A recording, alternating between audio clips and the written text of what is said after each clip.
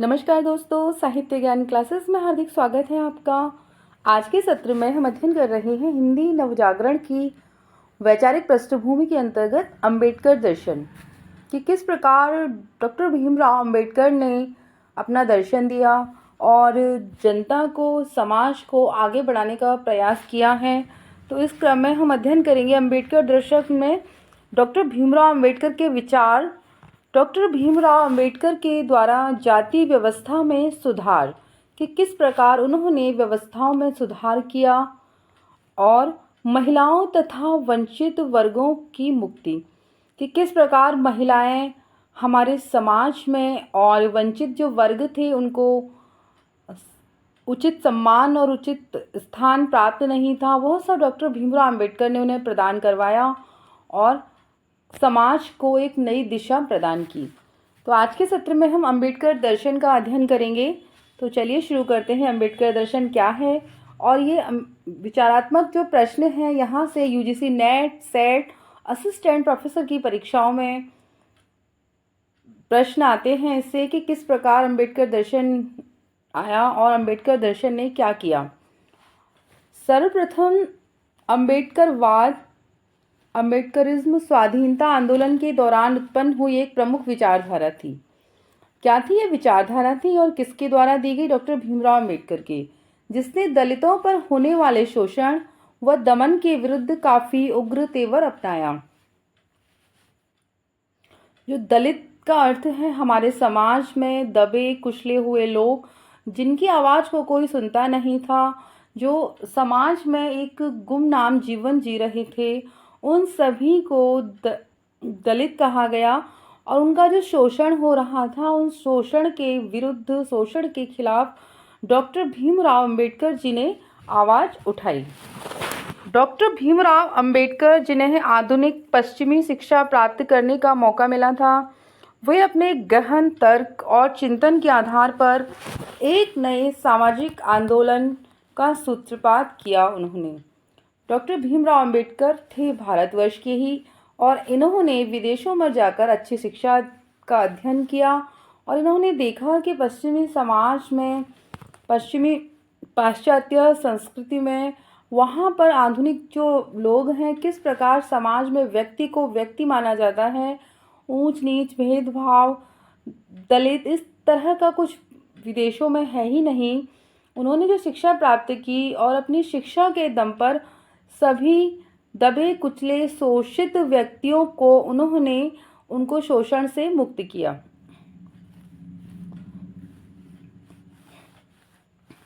जो इन्होंने सामाजिक आंदोलन का सूत्रपात किया, सोशल मूवमेंट किया, जिसे आगे चलकर अंबेडकर समर्थकों ने अंबेडकरवाद का नाम दिया है। जो इनके समर्थक थे, जो इनकी बात से सहमत थे, उन्होंने इस दर्शन को, इनके कार्यों को अंबेडकरवाद का नाम दिया है। अंबेडकरवाद दलित समस्या को भारत की सबसे बड़ी समस्या मानता है। भारतवर्ष क्या है? विभिन्न धर्म संप्रदाय का यहाँ पर लोग निवास करते हैं भारतवर्ष में, और क्या है कि अपने से जो यहाँ की व्यवस्था है वो धर्म पर आधारित भी है। शोषण और शोषित व्यक्तियों बहुत है, इसमें शोषण बहुत है भारतवर्ष में हर प्रकार का। तो अंबेडकर जी ने उसके प्रति आवाज़ उठाई और व्यक्तियों को शोषण से मुक्त करने का आह्वान भी किया है। अंबेडकरवाद दलित समस्या को भारत की सबसे बड़ी समस्या मानता है। राष्ट्रीय एकता के नाम पर दलित समस्या को टाल देने की प्रवृत्ति उसे स्वीकार नहीं है। अंबेडकर ने स्वयं कहा था कि दलित समुदाय को सिर्फ देश के एक अंग के रूप में नहीं समझा जा सकता, क्योंकि वह देश से अलग थलग पड़ा हुआ तथा वंचित अंग है। उनका कहना है कि जो दलित समुदाय के व्यक्ति हैं, लोग हैं, वह उनको देश में, लोग उन्हें देश में मानते ही नहीं हैं, उन्हें वंचित अंग, देश का उन्होंने क्या कहा है? वंचित अंग है। वंचित है, उनको अपने अधिकारों से वंचित हैं, शिक्षा से वंचित थे उस समय। तो ये सभी तो क्या था? उनको वंचित अंग कहा है, क्योंकि उन्हें समाज में समान रूप से अधिकार प्राप्त नहीं है, इसीलिए उन्हें वंचित कहा गया। उन्होंने अपने एक भाषण में साफ तौर पर कहा था कि मेरे लिए मेरे व्यक्तिगत हितों से ज़्यादा महत्वपूर्ण राष्ट्र के हित हैं। यानी वो कहते हैं कि मेरे अपने पर्सनल हित यानी अच्छाई से महत्वपूर्ण राष्ट्र, संपूर्ण राष्ट्र के हित यानी राष्ट्र का जो हित है वही मेरा हित है। किंतु यदि दलितों के हित और राष्ट्र हित के बीच कोई टकराव की स्थिति आएगी तो मैं दलितों के हित को वरीयता दूंगा।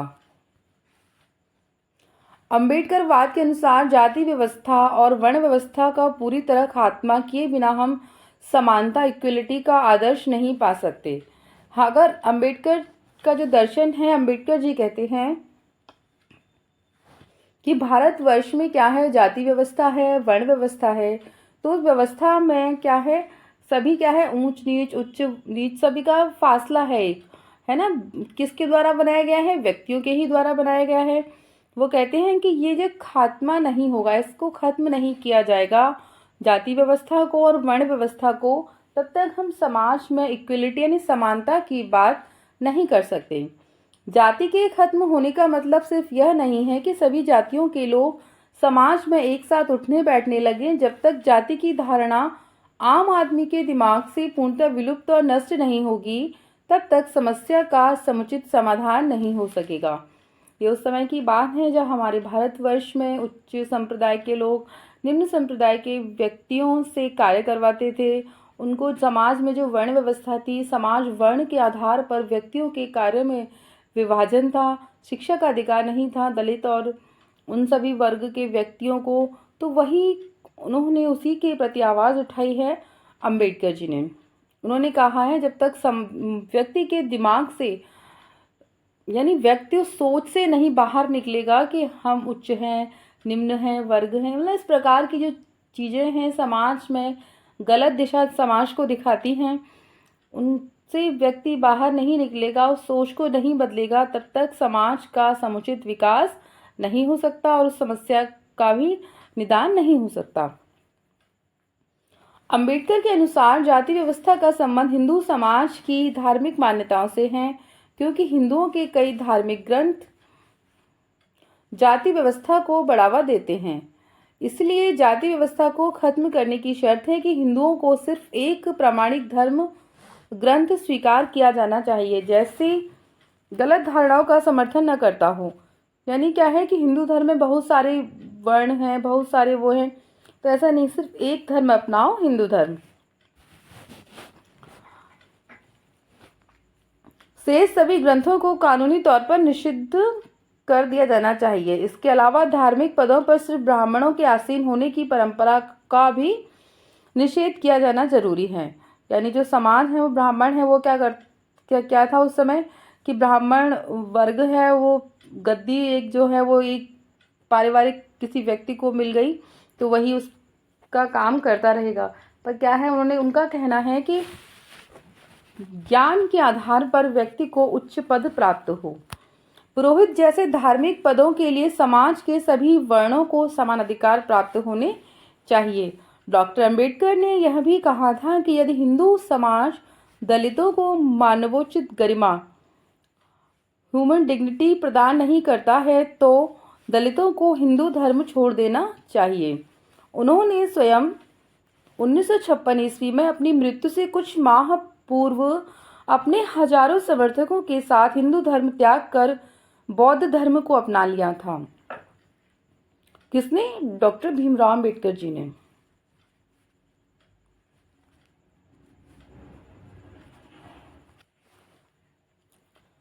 क्या किया था उन्होंने? हिंदू धर्म की जो व्यवस्थाएं देखी, यहाँ पे असमानताएं देखी, तो उन्होंने हिंदू धर्म को त्याग कर बौद्ध धर्म अपना लिया और यहीं से न्यू बुद्धिज्म मूवमेंट की शुरुआत हुई। उन्होंने कहा था कि बौद्ध धर्म सबसे बेहतर विकल्प है, क्योंकि न तो इसमें मनुष्यों के बीच भेदभाव है और न ही इस लोक से परे किसी दूसरे लोक की झूठी या नकली कल्पनाएं हैं। हिंदू धर्म में है ना कि व्यक्ति मृत्यु के बाद ये बन जाता है, मृत्यु के बाद वो हो जाता है, पर ऐसा बौद्ध धर्म में कुछ भी नहीं है। जो कुछ है सब कुछ यहीं पर है। अंबेडकरवाद दलितों की ही मुक्ति की बात नहीं करता, बल्कि यह महिलाओं तथा अन्य वंचित वर्गों की मुक्ति पर भी बल देता है। हमारे समाज में विशेषकर पुराने समय से ही महिलाओं का शोषण होता रहा। उनको समानता के अधिकार नहीं थे, उनको शिक्षा के अधिकार नहीं थे, महिलाओं को बहुत सारी परेशानियों से गुजरना पड़ता था, है ना। तो उन्होंने क्या किया कि वंचित वर्ग और विशेषकर महिलाओं की मुक्ति की बात उन्होंने कही है। वो कहते हैं कि यदि हमारे समाज की महिला शिक्षित है तो महिला शिक्षित होगी तो परिवार को शिक्षित करेगी, अपने बच्चों को, और महिला शिक्षित है तो उनका परिवार, उनका समाज, उनका धर्म उन्नति करेगा। किंतु यह मार्क्सवादियों की तरह यह नहीं मानता कि मानव समाज की मूल समस्या गरीबी या आर्थिक शोषण की है और न ही नारीवादियों की। इस तरह विचार का पक्षधर है कि मूल समस्या लिंग विभेद का है।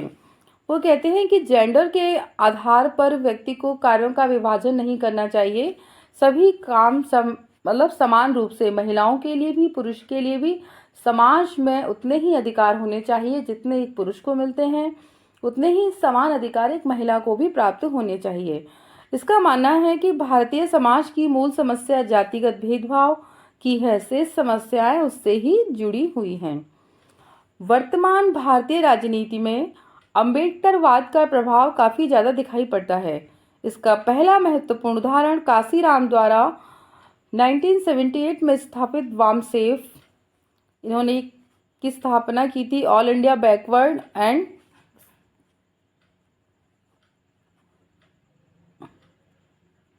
माइनॉरिटी कम्युनिकेशन एम्प्लॉयज फेडरेशन, तो इसका इन्होंने एक स्थापना की थी जिसकी सीमाओं को देखते हुए 1981 में उन्होंने DS4 अर्थात दलित शोषित समाज संघर्ष समिति DSSS का गठन किया।